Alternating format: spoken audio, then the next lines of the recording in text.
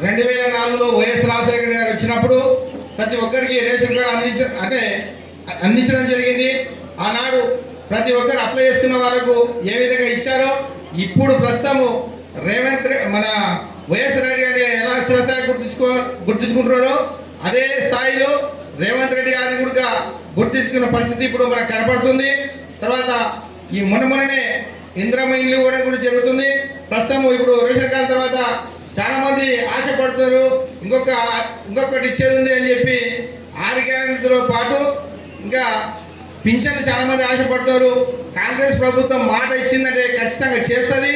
గతంలో ఇప్పుడు మనకు 10 సంవత్సరాలు వాళ్ళ నాయకులు దళిత బంధు కానీ, బీసీ బంధు కానీ, మైనారిటీ బంధు కానీ అటువంటి కార్యక్రమాలు ప్రభుత్వం చేసి వాళ్ళ కార్యకర్తలకు ఇచ్చుకున్నది. అంతేందుకు ఉదాహరణ చూసుకుంటే మనకు డబుల్